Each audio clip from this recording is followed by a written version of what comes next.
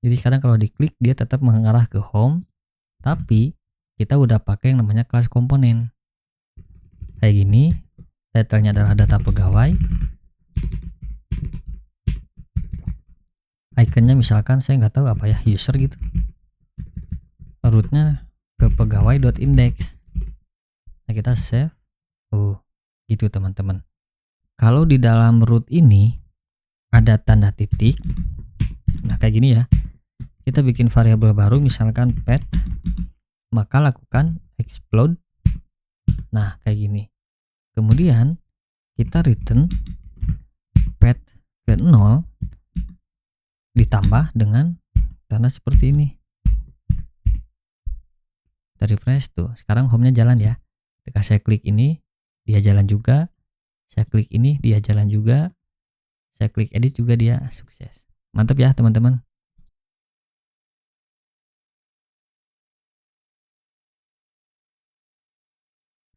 Teman-teman selamat datang, selamat bergabung kembali di playlist belajar Laravel.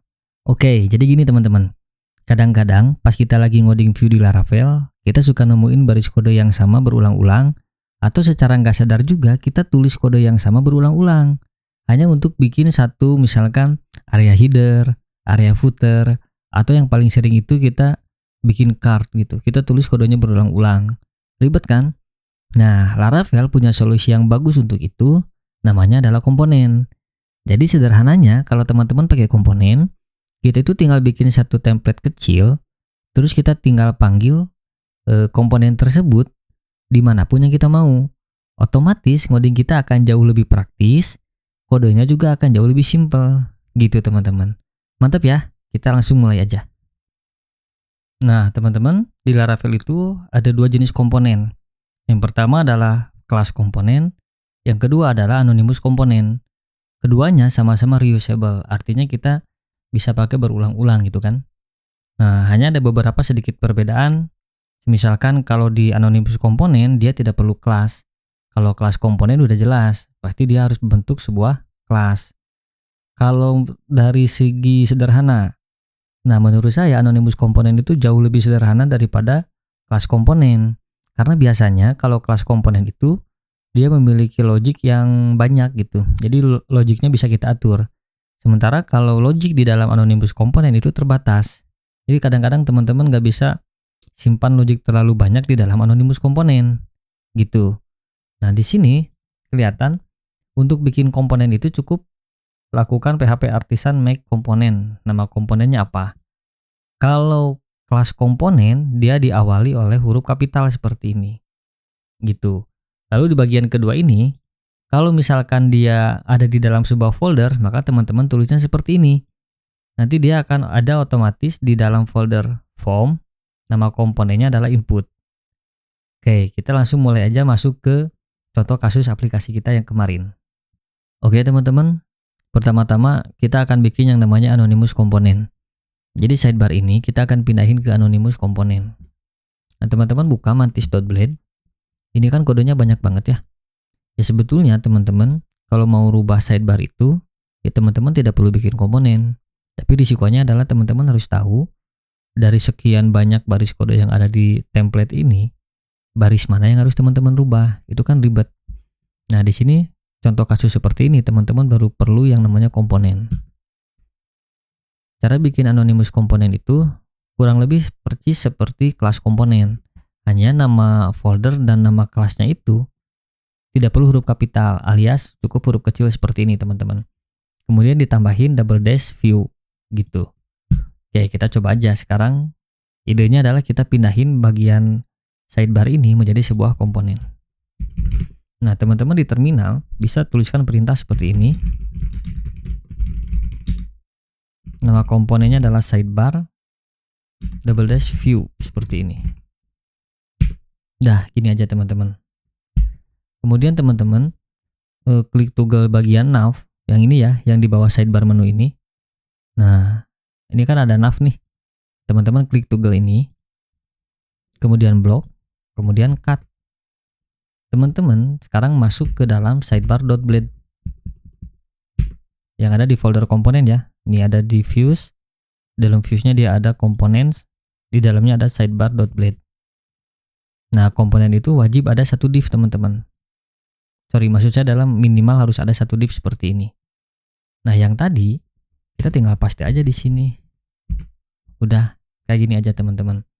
Kemudian manggil di mantisnya itu kita tulis seperti ini aja, X strip nama komponennya apa. Nah, kayak gini.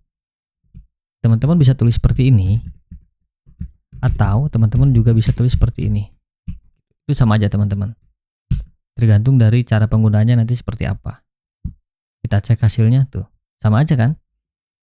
Tapi sekarang ketika teman-teman baca kodenya akan jauh lebih rapi gitu. Kodenya akan jauh lebih sedikit. Jadi kalau teman-teman mau modifikasi sidebar, masuknya adalah ke sidebar.blade. Nah, di bagian ini aja teman-teman bisa fokus kode mana yang mau dirubah.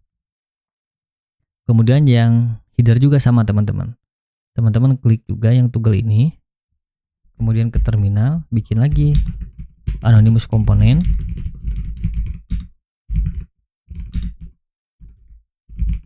Nah, kayak gini. Kemudian teman-teman blok yang bagian header ini ya. Kemudian teman-teman cut Ctrl X, pindahin ke header.blade. Nah, teman-teman bisa pasti di bagian sini. Oke, mantap. Kemudian panggil lagi X header. Nah, kita lihat hasilnya ya sama aja teman-teman.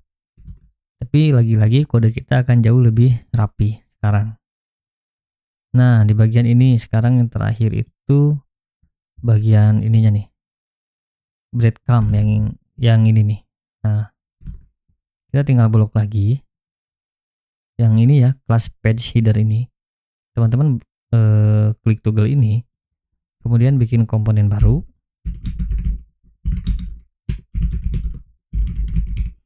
Nama komponennya adalah breadcrumbs. Nah, seperti ini.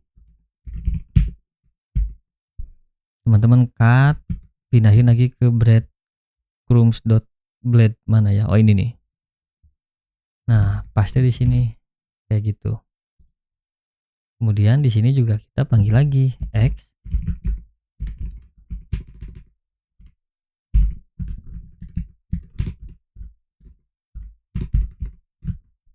Oke. Masih sukses. Yang ininya kita akan modifikasi pakai kelas komponen nanti. Nah, selanjutnya adalah bagian footer. Sama juga, teman-teman bikin seperti ini.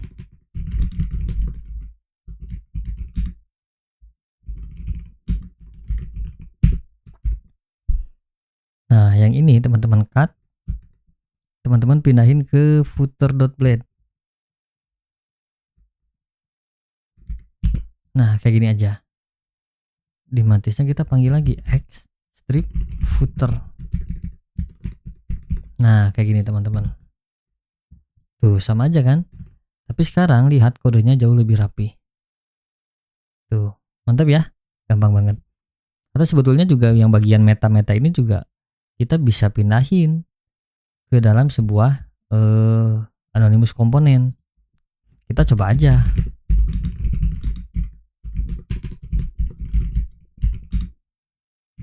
Misalkan namanya adalah meta. Nah, ini dari sini deh. Nah, sampai sini atau sampai sini kita bisa cut. Kita buka meta.blade. Kita bisa paste di sini. Kemudian di sini kita tinggal panggil.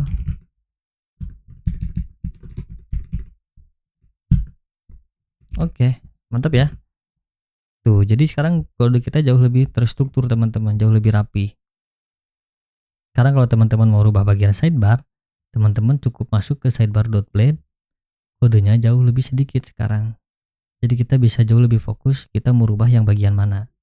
Selanjutnya berarti kita bikin kelas komponen. Idenya kita akan rubah link yang di sidebar ini nih, dimulai dashboard, tipografi, sampai yang lain-lain. Kita akan rubah jadi kelas komponen. Teman-teman bisa buka sidebar.blade. Nah, sebelum kita bikin kelas komponen, kita harus tahu strukturnya dulu kan. Kita cari bagian kode mana yang diulang-ulang. Kalau dari sini, teman-teman bisa lihat kode yang diulang-ulang itu dari LI, gitu kan. Di bawahnya ada LI lagi, di bawahnya juga ada. Berarti struktur komponen kita harus dimulai dari LI yang ini, gitu. Selanjutnya, di dalam LI ini kita harus cek ada apa aja dia kan. Pertama dia ada tag A. Tag A itu ada ref kan. Nah, artinya ketika diklik dia mau diarahkan kemana. Berarti kita perlu data itu. Yang kedua, di sini ada icon. Nah, berarti kita perlu data icon. Yang ketiga, ada apa ya? Title lah kalau saya bilang.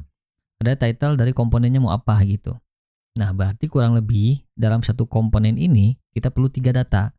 Yang pertama adalah link atau root, yang kedua adalah icon, yang ketiga adalah title-nya gitu. Nah, caranya sekarang teman-teman bikin kelas komponen seperti ini. Saya mau simpan di dalam folder sidebar. Nama komponennya adalah links. Nah, gini aja teman-teman.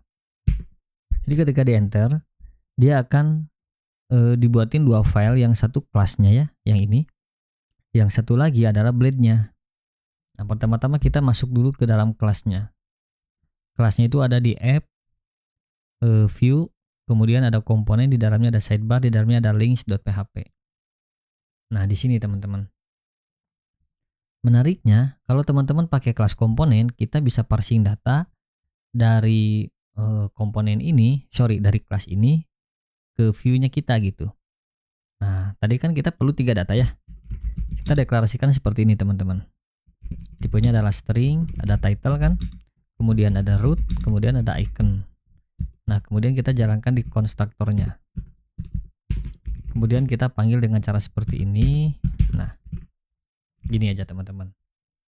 Jadi sekarang si view links ini udah bisa pakai 3 data ini. Ada title, ada root, kemudian ada icon. Nah, selanjutnya teman-teman masuk ke bagian view. Nah, ini ke components, ke folder sidebar, ke folder links. Yang ini ya, ke file links maksud saya. Nah, dia kan masih kosong nih. Kemudian teman-teman masuk ke sidebar.blade. Nah, teman-teman blok bagian ini kita cut, kita pindahin ke links.blade di sini. Nah, kayak gini teman-teman. Tadi teman-teman buka lagi links.php. Di sini kan ada title, ada root, ada icon. Artinya kita bisa pakai variabel ini di dalam linksnya gitu. Kalau ref berarti kan kita arahkan ke gini nanti. Nah, root seperti ini. Nah, gini. Kalau saya nggak salah kayak gini teman-teman, benar. Kemudian yang icon kita jadi seperti ini. Kemudian yang titlenya di sini simpan. Nah, kayak gini aja teman-teman. Oke, kemudian masuk ke sidebar.blade. Nah, di bagian pertama ini kita tinggal panggil komponen yang pertama. Jadi kita bisa tulis kayak gini, X. Nama foldernya kan sidebar ya. Kemudian nama komponennya adalah links kayak gini. Kita bisa lempar 3 data kan, tadi dia perlu 3 data. Yang pertama adalah title. Misalkan dashboard. Iconnya saya mau ini. Nah, kayak gini. Jadi data pertama title isinya dashboard, kedua icon isinya ini, ketiga root isinya adalah ini. Nah, kan kita nggak punya root dashboard, yang kita punya adalah root home. Berarti kita rubah di sini teman-teman. Kayak gini aja. Coba kita lihat hasilnya. Tuh.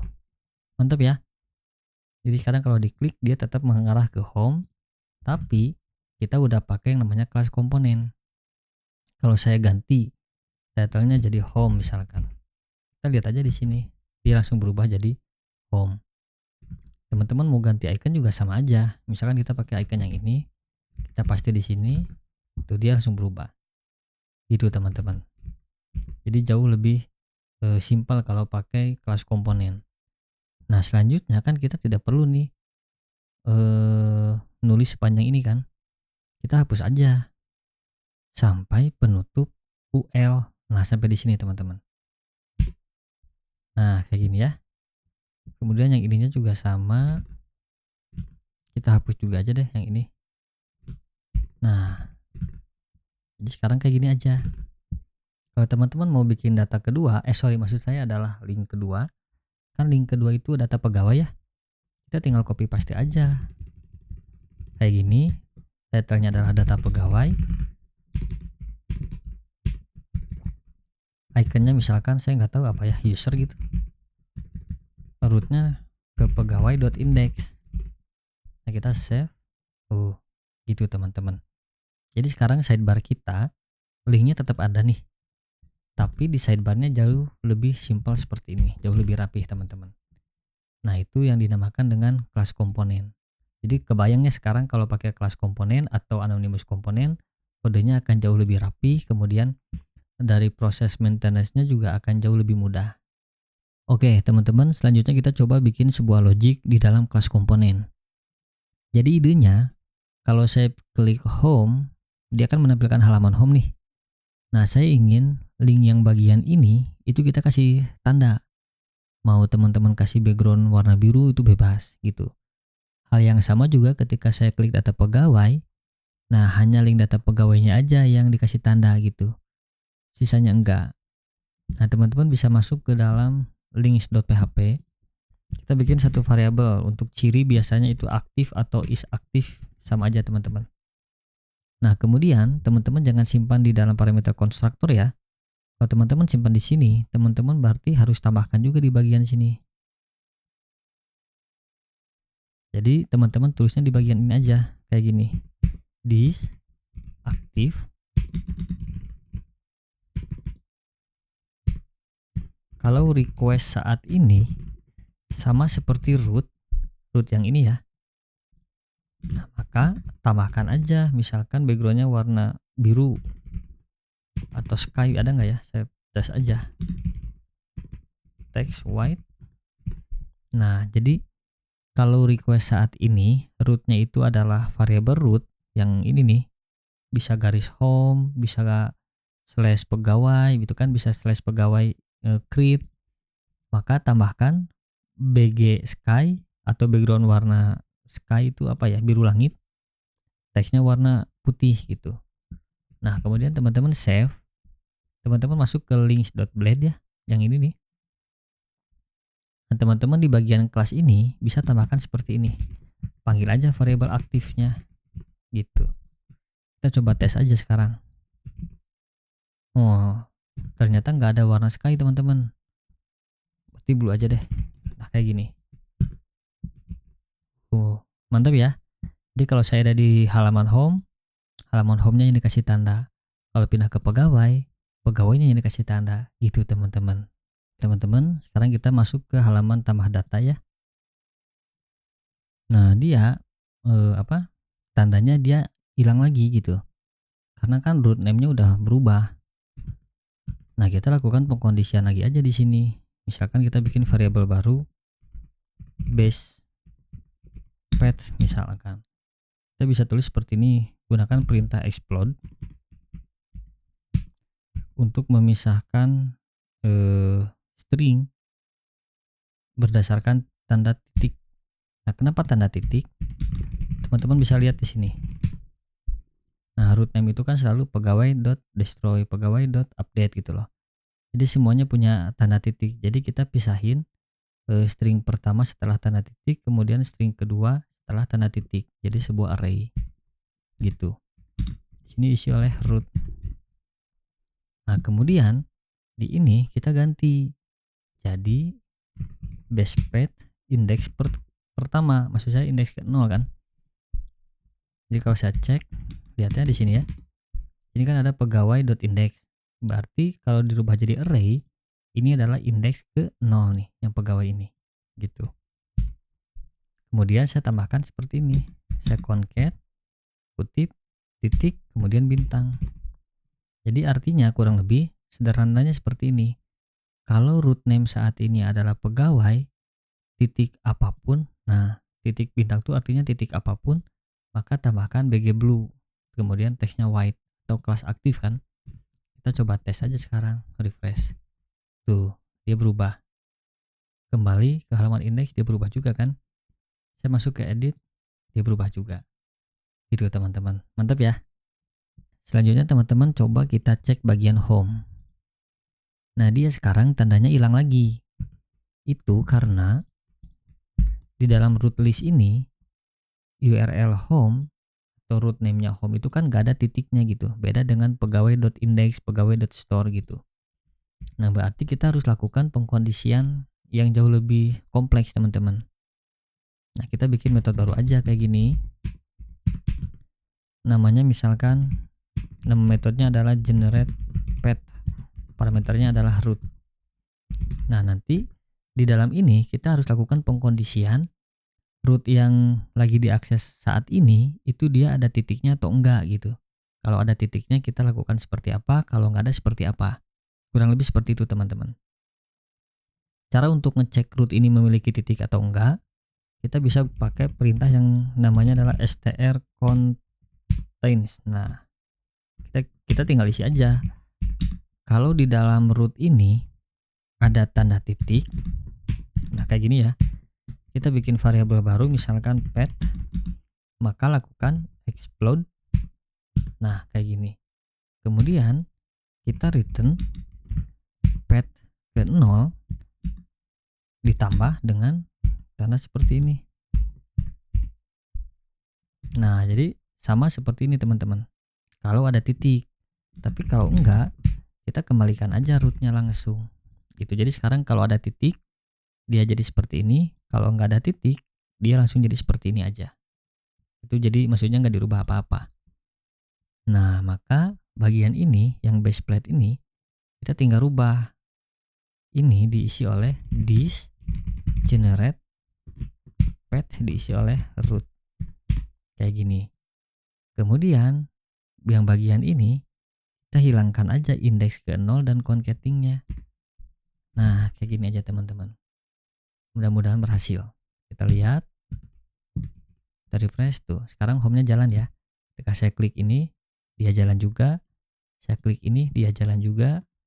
Saya klik edit juga dia sukses. Mantap ya teman-teman. Kurang lebih seperti itu teman-teman untuk membuat sebuah logic di dalam kelas komponen. Teman-teman, kita sudah memodifikasi atau kita sudah merapihkan project Laravel kita menggunakan sebuah komponen. Ada yang pakai anonymous komponen dan juga ada yang menggunakan kelas komponen. Terus kita juga udah belajar bagaimana memparsing data, kemudian membuat sebuah logic di dalam kelas komponen. Mudah-mudahan video ini memberikan manfaat buat teman-teman. Stay tune terus di channel ini, kita ketemu lagi di video berikutnya.